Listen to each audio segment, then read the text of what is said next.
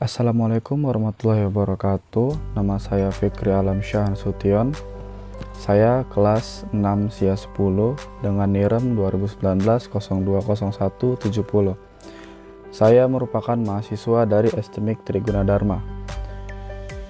Di sini saya akan menjelaskan mengenai sistem pakar.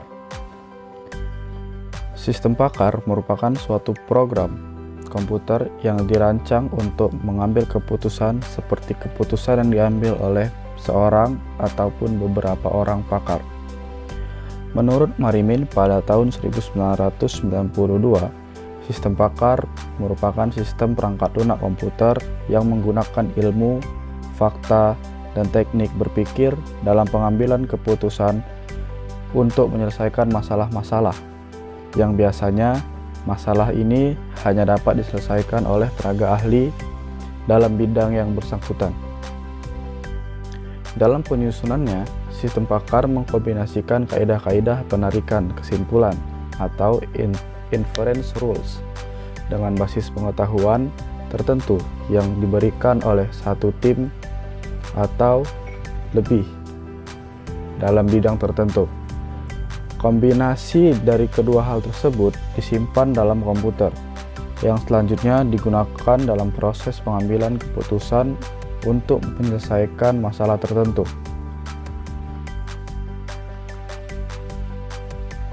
Berikutnya modul penyusun sistem pakar.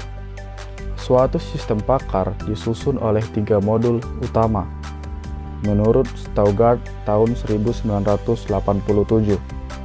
Yang pertama merupakan modul penerimaan pengetahuan atau Knowledge Acquisition Mode. Sistem berada pada modul ini.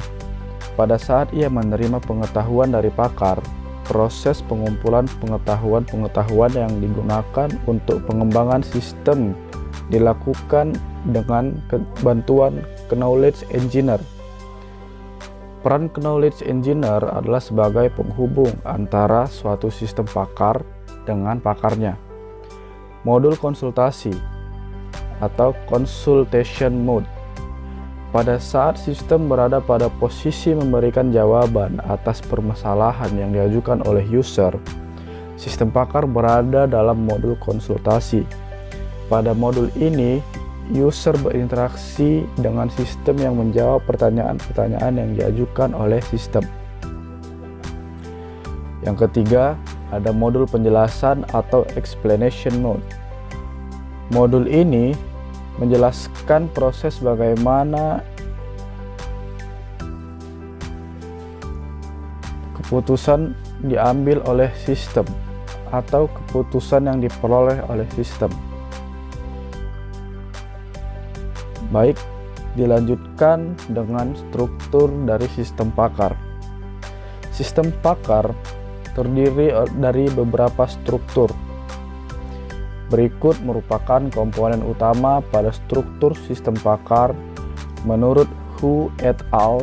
Pada tahun 1987.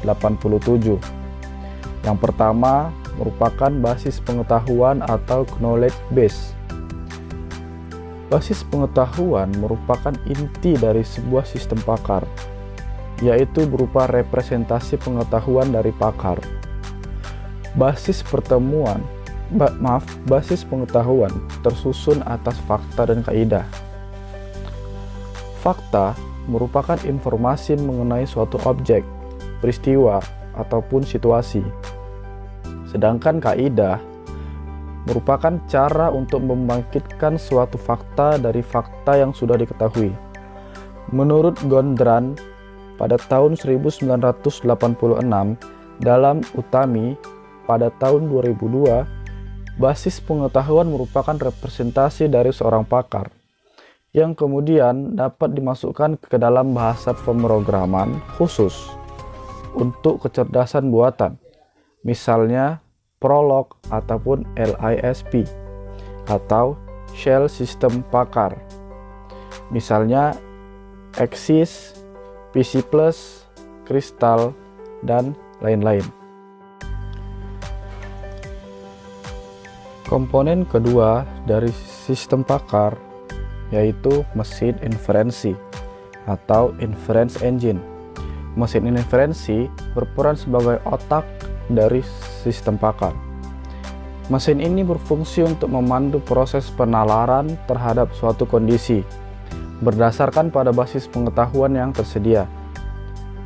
Dalam prosesnya, mesin ini menggunakan strategi penalaran dan strategi pengendalian. Strategi penalaran terdiri dari strategi penalaran yang pasti atau exact reasoning dan strategi penalaran yang tidak pasti atau inexact reasoning. Exact reasoning akan dilakukan jika semua data yang dibutuhkan untuk menarik suatu kesimpulan tersedia, sedangkan inexact reasoning dilakukan pada keadaan yang sebaliknya. Lalu, strategi pengendalian berfungsi sebagai panduan arah dalam melakukan proses penalaran. Terdapat 3 teknik dalam pengendalian yang sering digunakan, yaitu forward chaining, backward chaining, dan gabungan dari kedua teknik pengendalian tersebut. Baik, kita lanjutkan. Komponen ketiga dari sistem pakar merupakan basis data atau database. Database terdiri dari semua fakta yang kita perlukan, di mana fakta-fakta tersebut digunakan untuk memenuhi kondisi dari kaidah-kaidah di dalam sistem. Basis data menyimpan semua fakta, baik fakta awal pada saat sistem mulai beroperasi maupun fakta-fakta yang diperoleh pada saat proses penarikan kesimpulan sedang dilakukan. Komponen yang keempat merupakan antarmuka pemakai atau user interface. Fasilitas ini digunakan sebagai perantara komunikasi antara pemakai, yaitu kita sendiri, dengan sistem.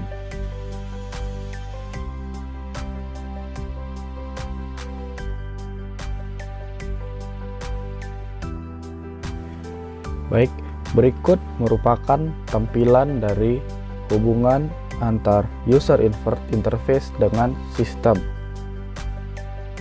Sekian presentasi dari saya. Mohon maaf jika terdapat kesalahan kata ataupun penyebutan. Yang baik datangnya dari Allah dan yang buruk datangnya dari saya sendiri. Billahi taufiq wal hidayah. Wassalamualaikum warahmatullahi wabarakatuh.